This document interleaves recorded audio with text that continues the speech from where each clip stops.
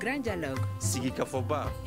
Idawani wa Makara. Le grand dialogue, l'émission de débat du studio Tamani sur votre radio. Chenni Beri. Halud Mauni. Chenni Beri. Sigika Foba. Le grand dialogue. En temps de crise, la radio capable du meilleur comme du pire, c'est le thème qui sera largement débattu au cours de ce grand dialogue. La radio au service de la concorde nationale, c'est le thème choisi ce 13 février pour célébrer la journée mondiale de la radio. Quelle place occupe-t-elle la radio dans la désinformation?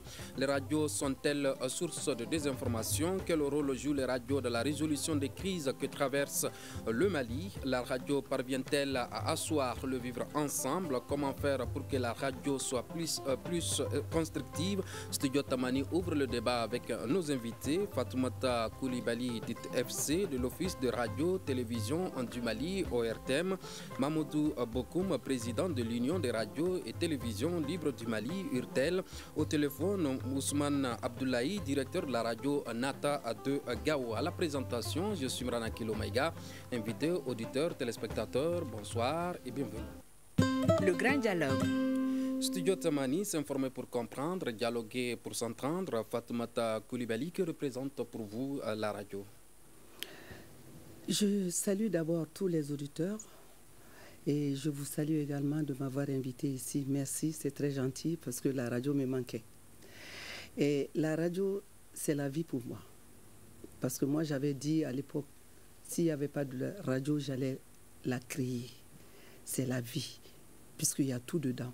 La radio apporte, comme vous venez de le dire, la joie, le bonheur et le malheur si on ne sait pas le faire, si on ne sait pas gérer. Donc la radio, elle est tout pour moi. Qu'est-ce qui vous a motivé à embrasser le métier de la radio? Quand j'étais encore petite, à l'époque, Mbaye Boubacar Diarra qui était à l'ORTM, lui, leur maison se trouve... La famille de son papa se trouvait en face de chez mon père. Donc, il venait avec ma grande sœur qui était de même promotion que lui. Il venait me trouver en train de lire le rat de ville s'en va, le rat de campagne le suit. Donc, il m'a dit, qu'est-ce que tu veux faire dans la vie? Tu aimes la lecture? Je lui ai dit, j'aimerais devenir comme Kadiatou Kouma, feu Kadiatou Kouma. Elle était animatrice à Radio Mali. J'ai dit, j'aimerais faire comme elle, parler aux autres, informer les autres. C'était en quelle année? Ah, ça, c'est... À l'époque, j'étais en 7e ou 8e année. Hein. C'est vieux. Donc, quand je lui ai dit ça, il m'a dit, il faut bien te battre, il faut continuer à lire, il faut apprendre beaucoup. Comme ça, tu viendras à Radio Mali. C'est par surprise qu'il m'a vu là-bas un jour, quand j'ai commencé le stage. Voilà, c'est un hasard qui m'a amené là-bas. Alors, par quel moyen vous parviendrez à accéder à l'information à l'époque? À l'époque, ce n'était pas facile. Il fallait aller sur le terrain. Parce que moi, j'ai commencé d'abord par les programmes de Radio Mali. On sillonnait les villes, les quartiers de Bamako. Quand il y avait des journées de salubrité, le gouverneur venait devant nous, avec la présidente des femmes, des jeunes. C'était à l'époque de l'UNFM. Donc, on sillonnait, on cherchait les nouvelles. On les ramenait à la base, à l'ORTM, on les traitait et on les diffusait. C'était comme ça. C'était comme ça. Ce n'était pas comme aujourd'hui, vous êtes bien dedans. À l'époque, nous, on partait chercher, aller chercher l'information à la source. C'était ça. C'est pour cette raison, c'était rare d'avoir de fausses informations. Hein, parce qu'on partait, on voyait, c'est la source, on voit, on entend, les intéressés sont là. On vient avec. Donc ça, c'est comme le direct. Voilà, c'était comme ça qu'on faisait. Et qu'est-ce que vous tirez comme expérience de la radio aujourd'hui? Moi, je tire beaucoup d'expérience, hein, parce que tout à l'heure, dans les coulisses, je te l'ai dit, et je suis en train de faire ma thèse de doctorat. Et c'est grâce à la radio surtout. Ce n'est pas cinéma, c'est médias, agriculture. Donc je viens de quitter Koutchala, milieu rural, 8 villages que j'ai sillonnés. Je posais des questions aux villageois. Comment ils reçoivent les informations sur l'agriculture? Donc, on me répondait tout le temps, c'est la radio d'abord.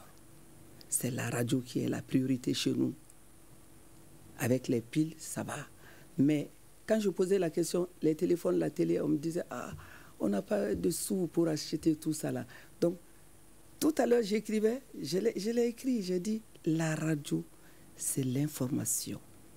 L'information qui vient de la radio est la plus sûre. C'était la plus sûre. Ça dépend de l'animateur ou bien du journaliste qui est devant son micro, qui informe. Sinon, c'était la plus sûre. À l'époque, on disait, ah, il y a mes radios là. C'est la radio qui a dit ça. Donc, tout le monde croyait. Tout le monde croyait. Parce que il y a mes radios là, j'ai entendu à la radio qu'il y a eu ceci. Ça veut dire, c'est vrai, c'est clair, c'est sûr. D'accord. Mamadou Bokoum, vous êtes le président de l'Union des radios et télévisions libres du Mali. Aujourd'hui, c'est la journée de la radio. Que représente pour vous cette journée?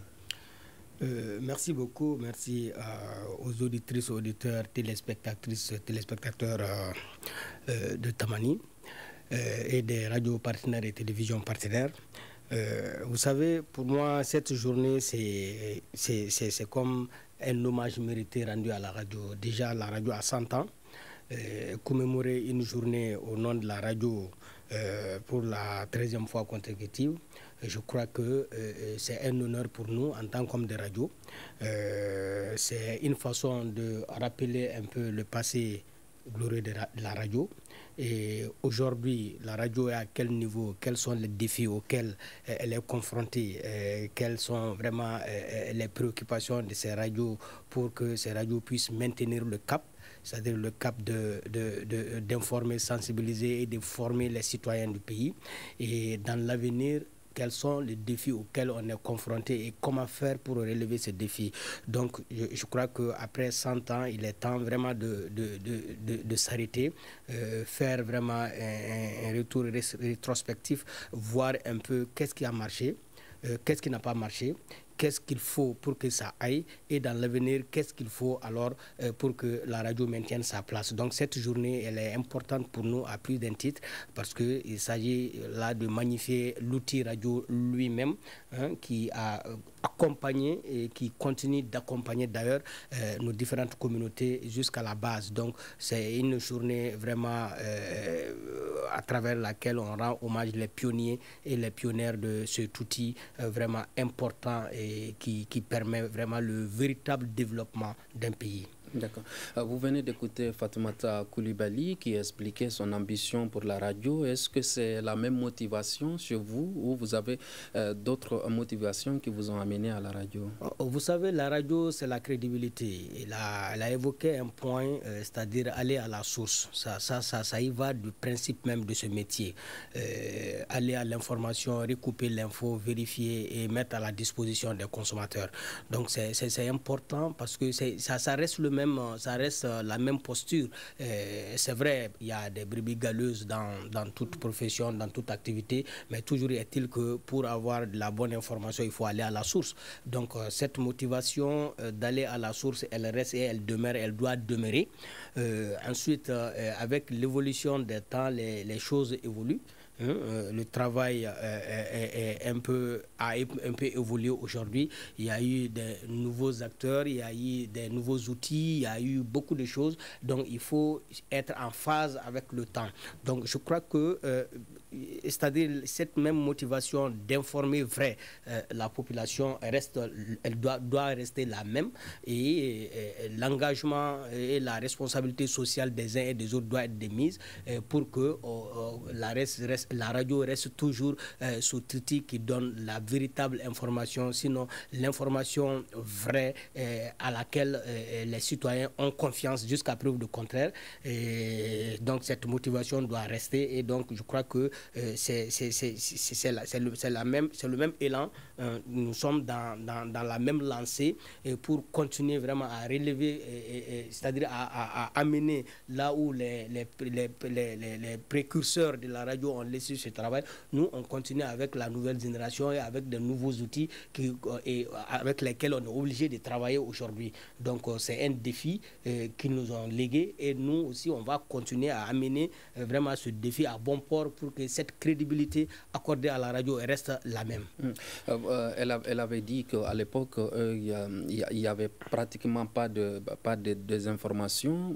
Vous avez parlé tout à l'heure de brebis galeuses. Est-ce à dire qu'il y a des des informations au sein des radios du Mali? Vous savez, avec le pluralisme radiophonique, les radios ont vu le jour partout à travers le pays et les gens avaient soif de parler. Donc les gens sont partis à la radio par conviction parce qu'on veut aller à la radio sans aucune formation. Est-ce que vous comprenez un peu? C'est-à-dire avec l'évolution du temps, on s'est rendu compte que vraiment ce travail a des principes. Donc, ce principe, c'est quoi? C'est de respecter le code, les textes qui nous régissent. Donc, rares sont ceux-là qui ont l'outil, c'est-à-dire qui ont les compétences nécessaires pour faire de façon professionnelle ce travail. Donc, les gens sont là-dedans, d'accord. Mais si on est dans quelque chose, il faut apprendre, il faut chercher à comprendre comment fonctionne cette chose. Donc c'est ça qui manque un peu à certains. Pour d'autres, c'est fait exprès parce qu'en s'éloignant vraiment de tous les objectifs de la radio, celle d'apporter la vraie information aux gens, de les sensibiliser, de les éduquer, d'autres en ont fait un moyen de règlement de compte. Or, la radio est loin d'être ça. La radio est là pour gérer les problèmes de la communauté, pour trouver des solutions aux problèmes auxquels la communauté est confrontée. Donc, comme on l'a dit, nous sommes un trait d'union entre la communauté et entre gouvernants et gouvernés, entre la communauté elle-même. Et donc, nous devrons jouer ce rôle de façon professionnelle en respectant les textes qui régissent ce métier-là. D'accord. Ousmane Abdoulaye, vous êtes à Gao, une zone loin de la grande métropole du Mali. La radio est-elle une source d'information pour les régions en insécurité? Merci d'abord. C'est vraiment une très grande fierté de participer à ce débat-là. Et en compagnie de mes confrères, surtout mon président, qui est beaucoup. C'est aussi vraiment l'occasion pour moi de remercier tous les auditeurs de Tamani. La radio est une véritable source d'information pour toutes les communautés des régions du Nord. Parce que jusqu'à présent, la radio garde la crédibilité de l'information. Parce qu'aujourd'hui, les citoyens sont tous convaincus que la bonne information doit leur parvenir de la radio. Parce que c'est la radio où il y a le professionnalisme. C'est la radio où celui qui donne l'information doit être en capacité, ça veut dire de donner des informations fiables, vérifiables, et des informations qui sont censées être vraiment vraies. Donc ça, nous sommes achevés avec ça. Et cause pour laquelle, quand vous prenez les communautés, aujourd'hui, les 80% attendent la radio pour s'informer, pour savoir ce qui se passe dans le monde. Même est belle. Parce qu'aujourd'hui, vous savez que l'information aujourd'hui est plus capitale que beaucoup de choses ici dans les régions du Nord. Parce que grâce à la sécurité, c'est-à-dire aujourd'hui qui domine, les gens veulent savoir ce qui se passe autour de la radio et vraiment savoir quelles sont les précautions prises pour que les retours définitifs de la puissent vraiment être à l'horizon. Donc, ça veut dire que jusqu'à présent, vraiment, la radio est vraiment la principale source d'information. Vous avez dit que la radio était la principale source d'information pour les régions du Nord, les régions en insécurité surtout. Est-ce que ça c'est votre avis ou c'est l'avis des populations qui estiment que la radio est utile pour cette localité? Oui, je vous dis que ça c'est l'avis des communautés parce que nous sommes plus proches des communautés. Nous sommes aussi avec les communautés, mais nous savons vraiment l'opinion des uns et des autres. Et nous avons aussi l'habitude de faire des micro-territoires. Nous avons aussi des responsables qui nous approchent, qui nous disent vraiment ce qu'ils pensent vraiment de l'information de la radio. Donc, cause pour laquelle j'ai toutes les preuves pour vous dire que jusqu'à présent, aujourd'hui, la seule source crédible aujourd'hui de l'information pour les communautés du Nord, c'est la radio. Parce que la radio n'a pas le droit de donner vraiment de fausses informations. La radio n'a pas le droit de donner des rumeurs, des fake news. Ça veut dire que, comme vous l'avez dit, j'ai écouté ça tout de suite dans les propos des uns et des autres. Vraiment, la radio, celui qui donne l'information, doit être vraiment un professionnel de l'information qui fait la différence entre les fake news et la réalité vraiment de l'information. Donc, aujourd'hui, c'est la principale source d'information. Les régions du Nord, on sait que c'est des régions où proviennent certainement beaucoup de désinformations. Comment faites-vous pour lutter contre la désinformation dans votre localité? Vous savez, la désinformation aujourd'hui, nous sommes à une époque où la plupart des gens donnent des informations. La plupart des gens donnent des informations. Il y a aussi beaucoup d'outils qui permettent de donner des informations aux gens. Quand vous partez, vous regardez les médias sociaux. Sur les médias sociaux, il y a des journalistes, des gens qui sont journalistes qui donnent des informations qui n'ont aucune base, qui ne savent pas faire la différence entre l'information et les fake news. Donc, la radio, nous avons des outils qui traitent, ça veut dire les fake news, des outils qui luttent contre les fake news, qui nous permettent de savoir si cette information est vraie, qui nous permettent de vérifier l'information, quelle soit vraiment sa prévalence. Ça, c'est aussi vraiment important pour nous.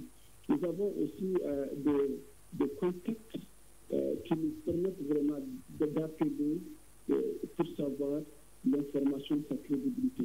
Donc tout ça là, c'est une chance pour nous de donner la bonne information communiquée.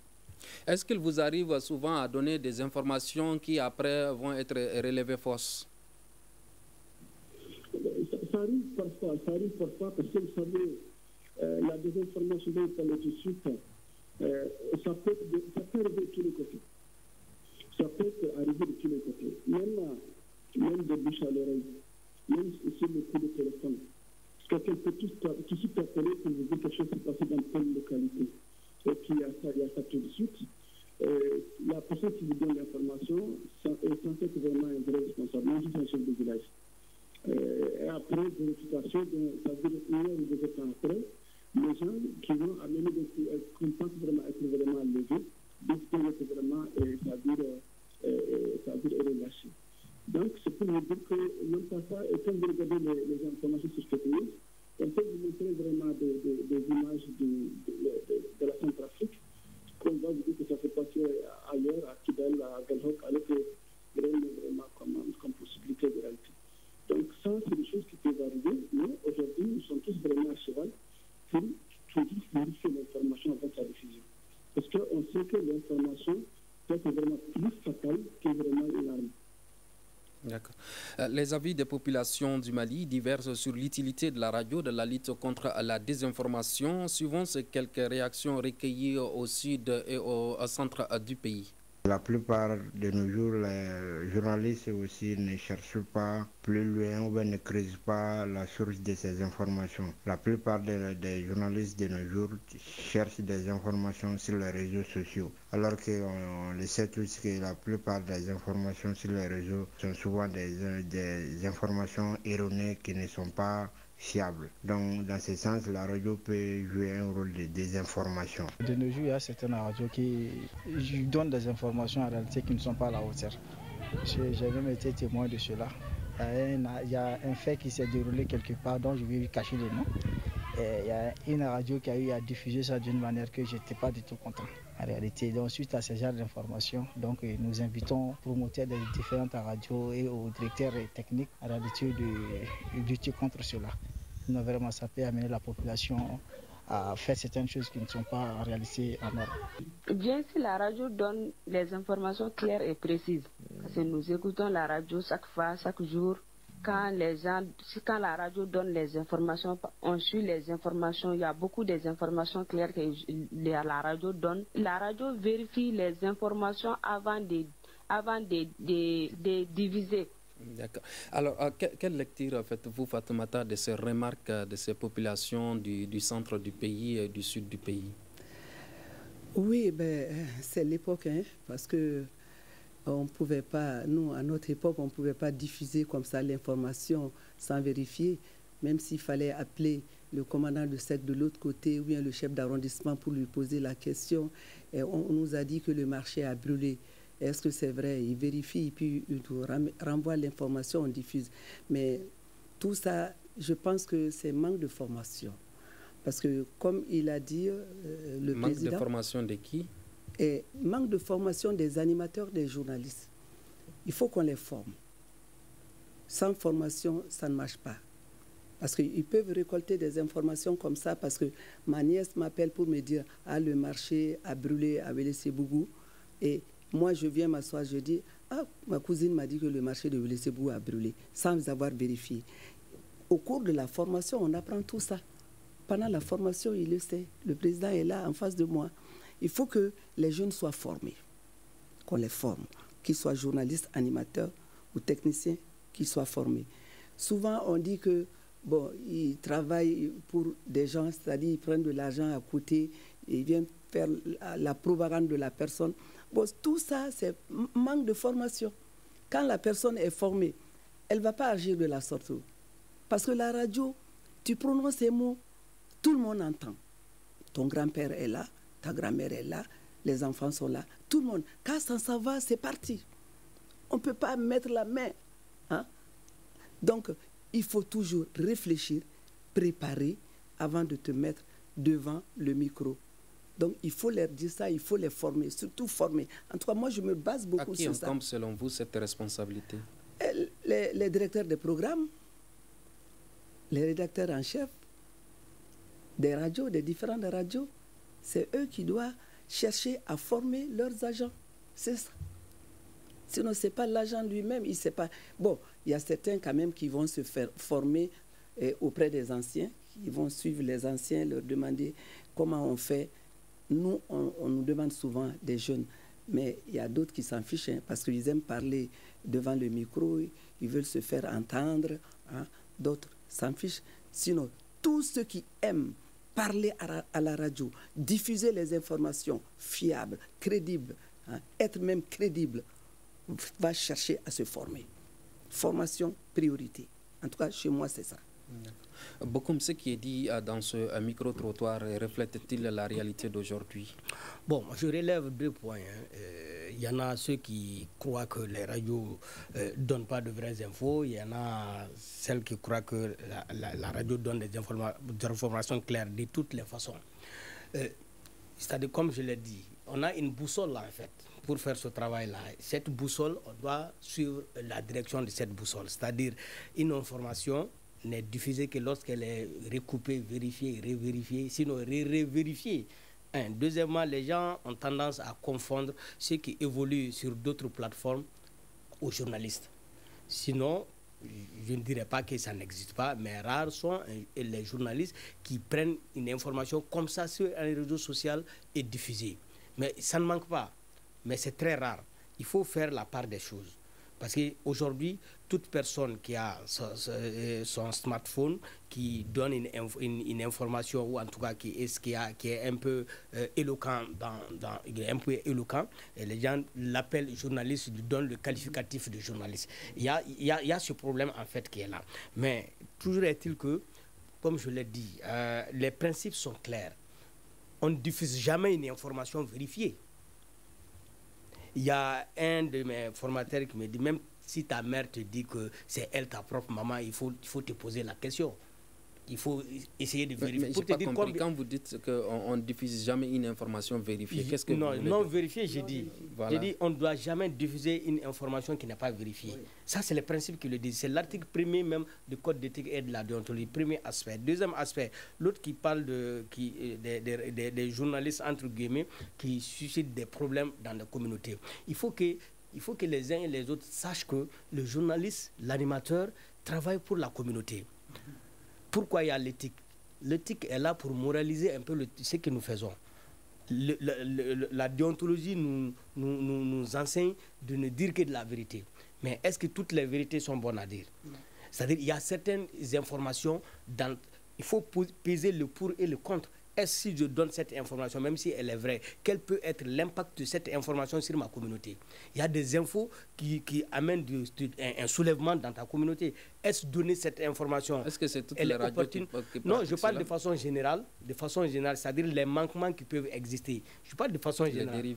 Voilà. Sinon, un bon animateur, un bon journaliste doit se poser cette question.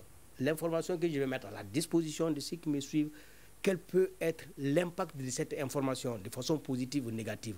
Quand tu fais un peu, tu mets un peu sur la balance, tu sauras si tu dois le dire ou si tu ne dois pas le dire. Donc, il faut d'abord qu'on sache que le journaliste animateur ne travaille que pour la communauté, pour l'intérêt de la communauté, pour aider la communauté à résoudre ses problèmes, les préoccupations auxquelles cette communauté fait face. Donc, il faut qu'il le sache auparavant. Justement. Le journaliste ou l'animateur, qu'il le sache auparavant. Fatoumata a parlé tout à l'heure de manque de formation des agents de la radio qui relève la responsabilité de vous, les responsables des radios. C'est normal, j'ai commencé par ça, j'ai dit il y a le défi de la formation, les gens sont venus comme ça à la radio. Donc il faut qu'ils se forment, je l'ai dit dès l'entame de mes propos. Et cette formation dépend d'abord... Vous, en tant que responsable de radio, est-ce que vous devez donner le micro à quelqu'un que vous savez réellement qu'il n'a pas été suffisamment armé pour donner certaines informations? C'est là le manquement en fait. C'est là le manquement. Je l'ai dit, avec l'ouverture radiophonique, les gens sont venus comme ça. Maintenant, qu'est-ce qu'il faut? Il faut veiller à leur formation. Maintenant, et ceux qui viennent encore, les nouveaux qui doivent venir, c'est là où les responsables, toujours les responsables de radio aussi doivent être formés. En fait, parce que c'est-à-dire la gestion de la radio demande un apprentissage. On ne peut pas gérer une radio comme ça sans pour autant avoir les b.a.-ba même de la gestion d'une radio. Et tu ne sais même pas comment on propose une grille de programme. À plus forte raison, donner un contenu à cette grille et tu prétends gérer une radio. Et malheureusement, on rencontre ça aujourd'hui. Maintenant, qu'est-ce qu'il faut faire? Il faut non seulement d'abord que les responsables des radios soient formés, c'est primordial, mais aussi les acteurs qui animent ces radios-là. Parce que, comme je l'ai dit, ils sont venus comme ça et on ne doit pas en principe les laisser le micro aujourd'hui à l'heure où nous sommes. Parce que c'est un outil très fatal qu'on a entre nos mains qu'on ne sait pas. Donc il faut savoir comment manier cet outil-là. Très bien manié, tu feras vraiment un bon animateur, un bon journaliste, vraiment quelqu'un qui a contribué au développement de sa communauté. Mal manié, malheureusement, ça a beaucoup de conséquences. Donc, il faut éviter ces conséquences-là.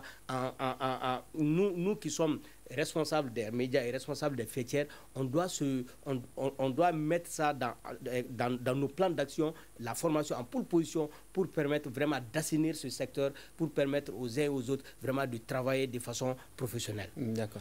Ousmane Abdoulaye, vous êtes à Gao, vous êtes le directeur de la radio. Ce que vous venez d'écouter dans ce micro-trottoir, est-ce à dire que la radio est-elle toujours un élément important des médias?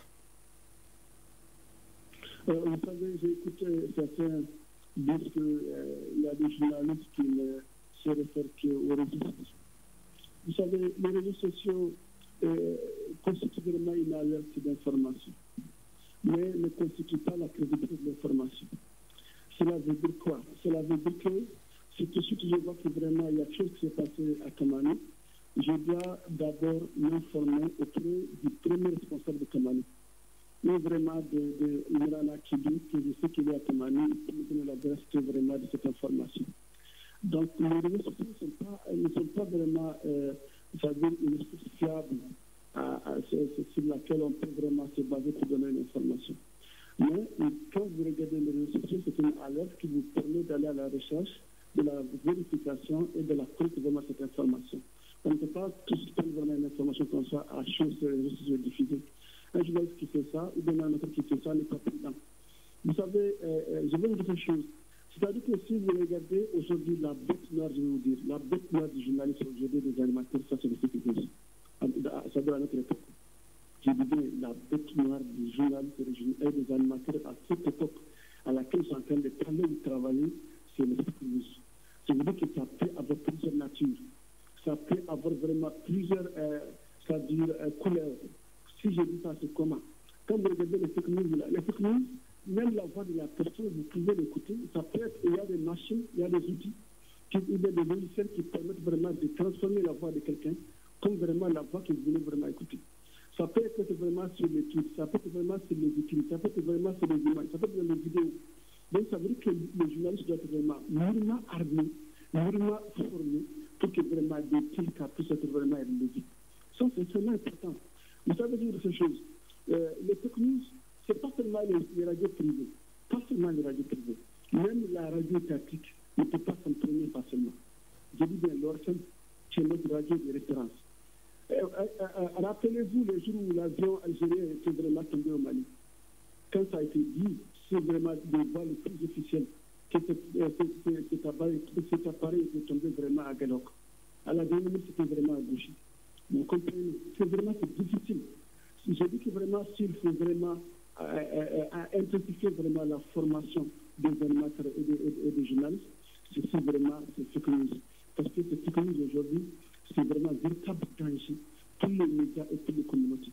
Parce qu'aujourd'hui, s'il y a un média, c'est parce qu'il y a communauté. Donc aujourd'hui, il faut regarder ce qui se passe sur les réseaux sociaux. Ça, c'est extrêmement grave. Donc je suis entièrement d'accord que nous devons vraiment aller à la formation. Nous devons vraiment former vraiment nos personnels pour que vraiment ce que nous pouvons ensemble, ça veut vraiment combattre vraiment ce genre vraiment d'informations. Alors, comment utiliser, selon vous, la radio comme média de communication de masse? La première stratégie, c'est d'être professionnel. Mon frère, il faut être professionnel. Professionnel n'est pas n'importe qui. C'est la personne d'abord qui doute d'abord de l'information. Quelle soit l'information, quelle soit les gens d'information, quelle soit la personne qui donne l'information, il faut d'abord douter. Quand un journaliste doute de l'information, ça l'amène vraiment à aller à la vérification. Comme ça, il va aller vérifier auprès vraiment des grandes sources, vérifier vraiment auprès vraiment des grandes personnalités, des autres autorités, des personnes qui sont habilitées à donner l'information vraiment dans sa splendeur. C'est ce qu'il fallait faire. Si on ne vérifie pas, si on ne prend pas vraiment des logiciels de vérification, on va toujours donner vraiment des fake news. On sait que la région de Gao était confrontée à une crise multidimensionnelle depuis 2012 jusqu'à nos jours. Quels sont les moyens que vous utilisez pour lutter contre la désinformation dans cette localité? Le premier moyen, c'est la vérification. Vous savez, la vérification veut dire quoi? Il faut aller, quand vous entendez une information, ou bien quand vous voyez une information sur les réseaux, ou bien même à la télé, il faut demander aux autorités, ceux qui sont aujourd'hui proches de l'information, ceux qui sont habilités à donner l'information entièrement, ceux qui sont vraiment des gens qui sont fiables, qui peuvent vous dire vraiment ça s'est passé, à quel jour j'étais là-bas, je suis responsable de telle structure. Il faut aller au niveau des autorités pour vous donner la bonne information. Et parce qu'un journaliste ne peut pas rester vraiment sur sa table ou bien dans son studio et vraiment parler de quelque chose vraiment qu'il n'a pas vérifié. Ça, c'est catastrophique. Donc, nous, ce que nous sommes en train de faire, c'est la vérification d'abord.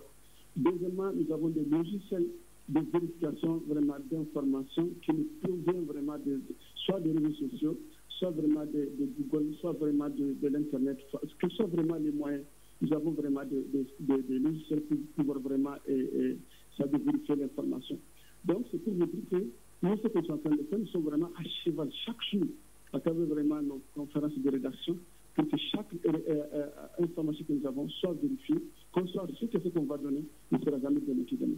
Pour la crédibilité de notre radio et pour aussi sauver vraiment nos communautés qui nous écoutent. Fatoumata Coulibaly, quels sont selon vous les atouts de la radio en tant que média?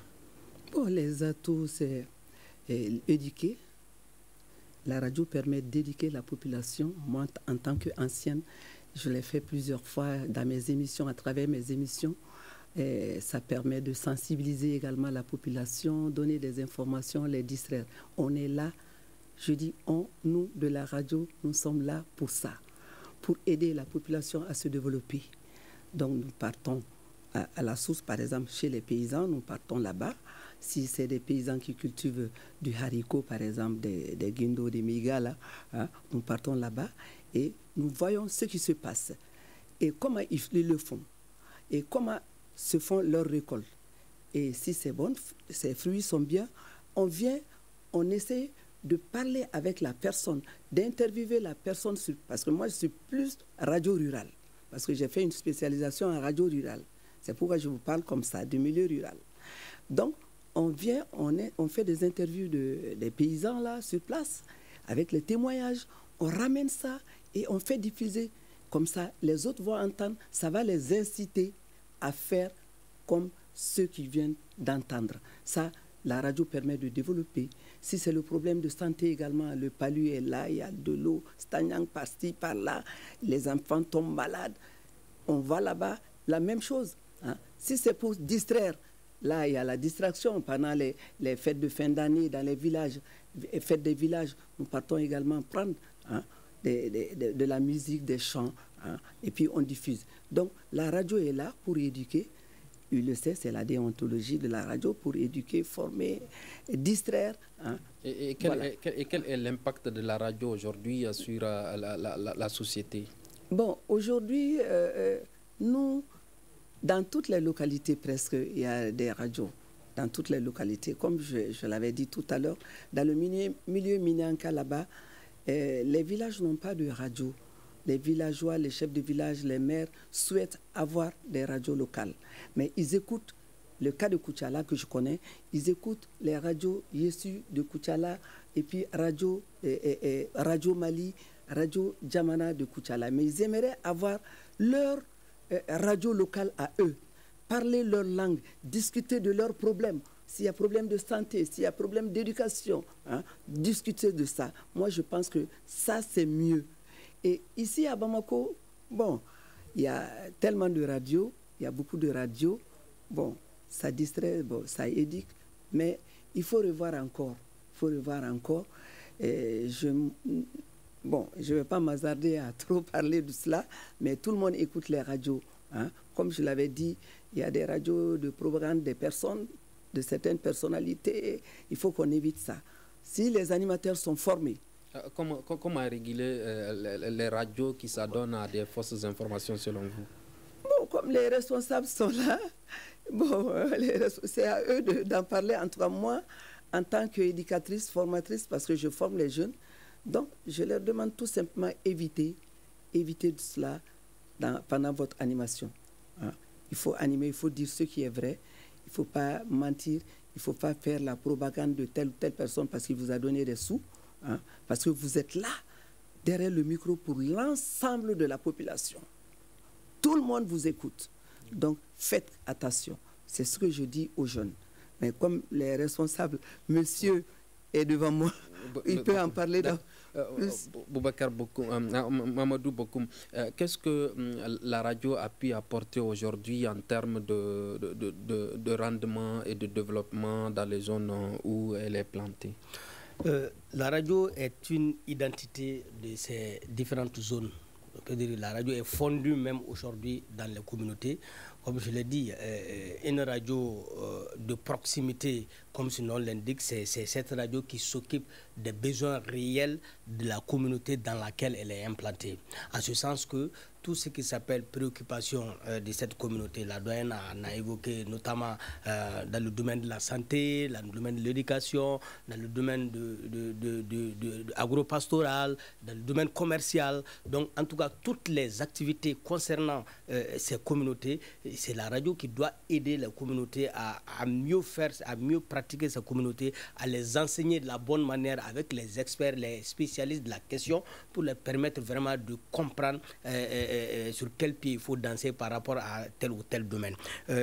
Encore une fois, la radio est indispensable dans une communauté. Pourquoi? Parce que tout simplement, c'est la radio qui parle aux communautés à leur langue. C'est important. C'est surtout cela qui fait la beauté de la radio.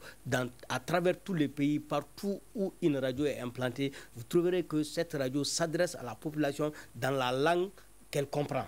Donc, en 30 secondes, avant d'entamer la deuxième partie de cette émission, comment, je viens de poser tout à l'heure la question à Fatoumata, comment réguler les radios qui s'adonnent à des fausses informations en 30 secondes? D'abord, il y a l'autorégulation, la régulation des pairs. Moi, je suis pour ça, c'est ce qui est important d'ailleurs, entre nous, qu'on se dise la vérité, voilà, X, tu as fauté, c'est comme ça, c'est comme ça. Ensuite, il y a l'instance de régulation qui existe. Avant, au Mali, il y avait l'ODEP, qui est l'Observatoire pour la déontologie et l'éthique, etc., qui ne fonctionne plus. Mais au sein des fêtières, il y a quand même des cellules de régulation là-bas. Ça c'est la régulation des pairs, où on appelle à l'ordre souvent ceux qui s'égarent. Maintenant, il y a la régulation aussi, c'est-à-dire il y a l'instance de régulation du pays que l'État a mis en place, qui est la haute autorité de la communication, qui doit veiller sur toutes ces pratiques dont vient de dénoncer la doyenne, c'est-à-dire la propagande. c'est-à-dire le contenu de ce qui se passe. Donc c'est à la haute autorité de la communication de prendre ses responsabilités. D'accord, il nous reste 5 minutes à partager ensemble. Le professionnalisme des hommes des radios dans la résolution des crises, le retour de la paix et le vivre ensemble a été salué par certaines populations. Suivant ce micro-trottoir est réalisé par nos correspondants locaux. Le rôle de la radio dans la résolution des crises multidimensionnelles au Mali, son premier rôle est de consolider la paix en véhiculant la bonne information, en véhiculant aussi les messages de non-violence, en véhiculant aussi les messages qui rentrent dans le cadre du vivre ensemble. Nous sommes dans un pays enclavé dont la plupart des populations vivent dans les contrées un peu lointaines, dont leurs sources d'information ne se limitent qu'à travers ce qu'ils écoutent sur la radio. Donc la radio joue un rôle vraiment primordial dans la consolidation de la paix ici au Mali. Bon, dans la résolution des conflits multidimensionnels au Mali, les radios peuvent jouer un très grand rôle, puisqu'à travers les différentes thématiques abordées sur la consolidation des acquis, sur la consolidation de la paix, les débats, les interviews, la recherche de solutions, et les différentes émissions qui font appel à d'autres personnes, des ressources et surtout qui demandent l'avis de tout un chacun, les gens peuvent proposer des solutions. Donc la quête de ces solutions peut être vraiment source de motivation, source d'inspiration pour ceux qui œuvrent dans la consolidation de la paix au Mali. Ousmane Abdoulaye, vous êtes au nord. Quel a été le rôle des radios de la résolution des conflits au nord? Les radios ont joué vraiment un rôle prépondérant. Les radios vraiment ont joué un rôle extrêmement important. Depuis les événements de 2012 à nos jours, les radios sont toujours à cheval vraiment pour pouvoir vraiment aider les communautés, aider les responsables vraiment administratifs, politiques et militaires, aider les chefs religieux, aider vraiment les chefs communautaires pour que vraiment le retour de la paix et la cohésion sociale puisse être une réalité. Vous savez, s'il y a des radios qui ont joué un rôle extrêmement important dans le retour de la paix, ce sont les radios du Nord. Ces radios du Nord-là ont joué beaucoup de rôles. Même au temps où on était sous occupation, nous avons pu vraiment travailler de telle sorte que les populations puissent rester, que les populations puissent au moins être à l'école. Parce qu'en 2012, il y a des zones dans lesquelles il y a eu école. Il y a des zones dans lesquelles les enfants ont pu vraiment avoir la vaccination. Il y a des zones dans lesquelles ils ont pu mettre la distribution vraiment des aides humanitaires. Les radios ont joué beaucoup, même les hôpitaux, même les centres de santé ont marché grâce à Dieu, ensuite venant par le travail impeccable des radios. Et nous savons aussi que sans ces communautés-là, il n'y a pas de radio. Parce que pour parler de radio, il faut parler vraiment de communautés. Donc la force de la radio, ce sont vraiment ces communautés qui sont autour d'elle. Donc c'est pour vous dire carrément que même tout récemment, la Radio Nata a organisé un très grand forum avec toutes les communautés de Gao pour parler de paix et de vivre ensemble. Ça, c'est vraiment important aussi. D'accord. Merci Ousmane. Restez en ligne. La radio était considérée comme un outil pour consolider l'unité nationale et joue un rôle d'instruction civique. Maintient-elle toujours ce cap selon vous, Fatoumata? Bien sûr. Même j'écoute plusieurs radios ici à Bamako. J'entends tout le temps des émissions de consolidation de la paix à travers les émissions des animateurs. Et donc ça a beaucoup joué ici à Bamako, partout. Mais moi, j'aurais aimé que ça soit aussi dans nos langues. Dans nos langues, et ça serait mieux. En Peul, en Dogon et autres. En 15 secondes, que peuvent faire les radios pour prévenir l'escalade de la violence?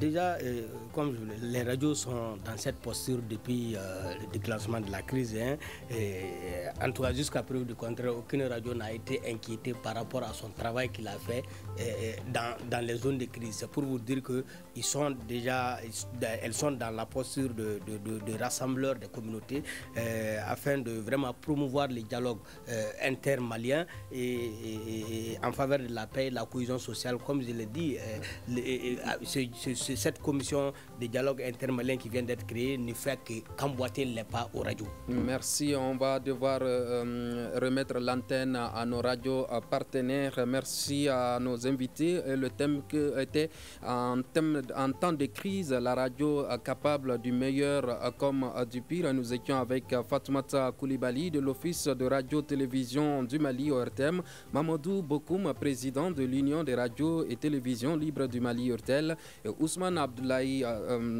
de la radio Nata de Gao, il est le directeur. À la présentation, c'était Imrana Kilo Maïga. Ce débat a été coordonné par Sekou Gadjugo. Merci de l'avoir suivi. À demain pour un autre débat.